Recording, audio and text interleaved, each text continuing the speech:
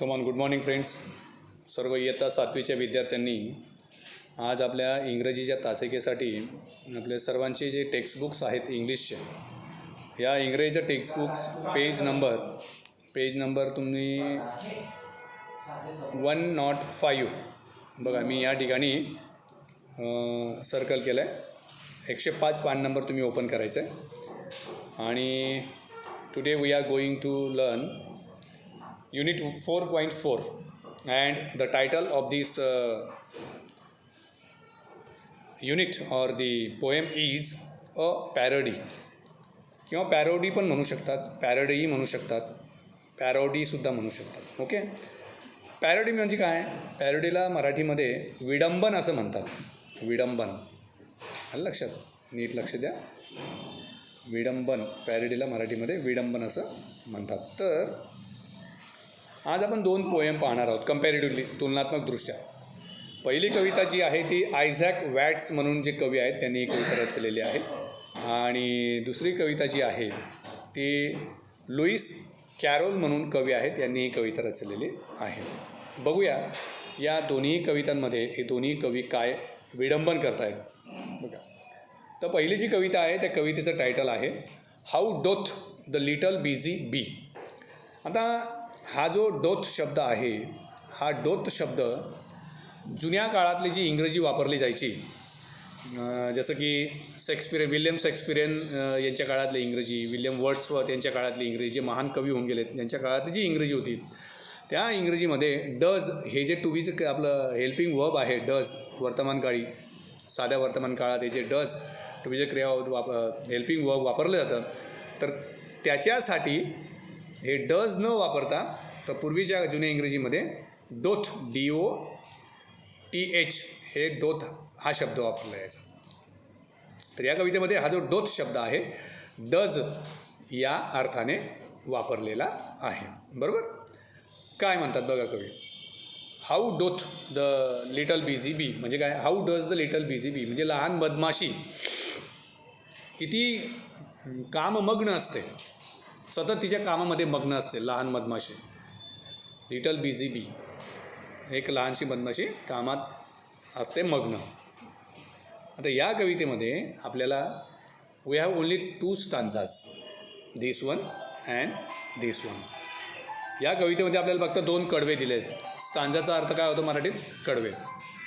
तर पहिल्या कडव्यामध्ये कवी काय म्हणतात बघा, ते असं म्हणतात how doth the little busy bee improve each shining hour and gather honey all the day from every opening flower. कवी असं म्हणत आहेत की एक लहानशी मधमाशी ही किती बिझी असते कामात, किती मग्न असते कामात. इम्प्रूव्ह ईच शायनिंग अवर, प्रत्येक तासाला, प्रत्येक दिवसाला ती स्वतःमध्ये सुधारणा करत असते आपल्या कामांमध्ये. And gather honey all the day from every opening flower, आणि दिवसभरातल्या उमलणाऱ्या फुलांमध्ये ती आपलं मध दिवसभर गोळा करत असते. बरोबर. आता सेकंड स्टांजामध्ये कवी काय म्हणत आहेत की how skilfully she builds her cell, how neat she spreads her wax and labours hard to store it well with the sweet food she makes. म्हणजे काय? याचा अर्थ असा, दुसऱ्या कडव्याची पहिली लाईन जी आहे त्याच्यामध्ये how skilfully she builds her cell, सेलचा अर्थ काय? या ठिकाणी तिचं घरटं म्हणूया. सेल म्हणजे घरटं. तर ही मधमाशी किती स्किलफुली म्हणजे कौशल्य, स्किलफुलीचा अर्थ होतो कौशल्यपूर्ण, कौशल्यपणे, किती कौशल्याने ती तिचं घर बांधत असते. तुम्ही मधमाशींचं पोळं बघितले ना? नसेल बघितलं तर तुम्ही चित्रात बघू शकतात.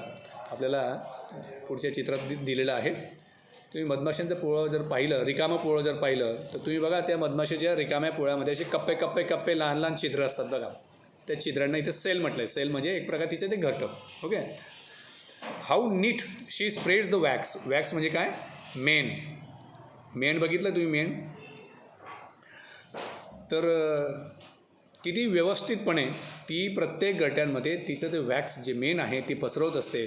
आणि पुढे कवी म्हणतात and labours hard to store it well, दिवसभर लेबर म्हणजे काय कठीण परिश्रम करणे, and labours hard to store it well, दिवसभर ती कठोर मेहनत करत असते ते वॅक्स मेन साठवण्यासाठी, with the sweet food she makes, आणि त्यापासून ती काय बनवते, स्वीट फूड बनवते. आता स्वीट फूड म्हणजे काय, मधमाशी स्वीट फूड बनवते म्हणजे काय बनवते, हनी बनवते, मध बनवते, हनी म्हणजे मध. तर ती या असे प्रयत्न करून तिच्या त्या घरट्यांमध्ये मध बनवते. पुढची जी कविता आहे ती कविता आहे how does the little crocodile. How does the little crocodile म्हणजे लाईक लहानसा मगर काय करतो बघूया. Have you seen any crocodile, तुम्ही मगर बघितला आहे का? If yes then you might have seen that crocodile in the deep water of Narmada river, और you might have seen any crocodile to the any zoo.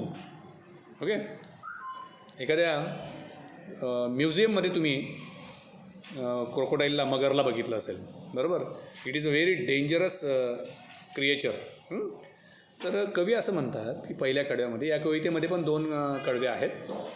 कवी असं म्हणतात how doth the little crocodile improve this shining tail. हा जो मगर आहे हा किती, how does म्हणजे हा क्रोकोडाईल त्याची जी शेपूट आहे हा दिवसेंदिवस कसा इम्प्रूव्हमेंट, सुधारणा करत होती, जास्तीत जास्त चमकावी म्हणून, शायनिंग टेल, बरोबर. And pour the water of the Nile on every golden scale. तुम्हाला नाईल नदी माहिती आहे का? नाईल नदी, इजिप्तची नाईल नदी, इजिप्तची देणगी असं इतिहास जर वाचला असेल, नाईल नदीला इजिप्तची देणगी असं म्हणतात. जगातली सर्वात मोठी नदी आहे आणि या नदीमध्ये इतके भयानक अजस्त्र असे प्राणी आहेत, बरं का. मगर्स अवाढव्य असे प्रचंड मोठे मगर्स आहेत. एक चित्रपट आला होता, ब्लॅक वॉटर नावाचा एक चित्रपट आला होता. तर त्या चित्रपटामध्ये या नाईल नदीच्या बाबतीत वर्णन आलेलं आहे. अतिशय डेंजरस आणि आपल्याला घाबरवून सोडणारा असा हा चित्रपट आहे, ब्लॅक वॉटर नावाचा, का ब्लॅक सी का ब्लॅक वॉटर, पण ब्लॅक वॉटर असा होतं. जर संधी मिळाली तो चित्रपट पहा, पण आपण तो चित्रपट एकटा बघू शकत नाही, कारण एका मगरीवर आधारित आणि एका टुरिस्ट फॅमिलीवर आधारित तो चित्रपट आहे. तर हा जो मगर आहे हा दिवसभर आपली शेपूट जी असते, टेल म्हणजे हा शेपूट, हिला चमकवण्याचा प्रयत्न करत असतो. कसं, तर नाईल नदीचं पाणी जे आहे, पाणी शिंपडून, टू पोअर म्हणजे ओतणे, ते पाणी शिंपडून तो आपली ही जी शेपूट आहे ही जणू काही गोल्डन सोनेरी करण्याचा, ऑन एव्हरी गोल्डन स्केल करण्याचा प्रयत्न करत असतो. लास्ट स्टांजामध्ये how cheerfully she seems to grin म्हणजे हसणे, किती तो आनंदाने हसतो, आणि how neatly spreads his claws, आणि त्याचे क्लॉज म्हणजे पंजे, तो त्याचे पंजे किती व्यवस्थितपणे पसरून ठेवतो. And welcomes little fishes in with gently smiling jaws, आणि जे लहान लहान मासे त्याच्यासमोर येत असतात त्यांना तो आपला जबडा उघडून त्यांचं जणू काय तो त्याच्या तोंडात, तो जे लहान मासे घेतो त्यांना तोंडात घेतल्यानंतर जणू काय त्या माशांचं तो स्वागत करत असतो. आता मला सांगा, माशांचं अशा प्रकारे काय स्वागत होऊ शकतं का? म्हणजे पण हे विडंबन आहे. आलं लक्षात? कवींनी त्या प्राण्यांच्या अशा वागण्यांवर एक वेगळ्या पद्धतीने ही कविता रचलेली आहे. So today we have finished both the small poems in the form of पॅरडीच्या स्वरूपात आपण ही कविता इथे संपवलेली आहे. पुढच्या तासाला आपण इंग्लिश वर्कशॉप हे सोडून घेणार आहोत. तर तुम्ही सगळ्यांनी कविता समजली नाही तर आपले यूट्यूब लिंक मी सेंड करणार आहे. त्या यूट्यूब लिंकला तुम्ही पुन्हा क्लिक केली तर तुम्ही पुन्हा समजून घेऊ शकता. लक्षात? We stop here. Till then, good bye.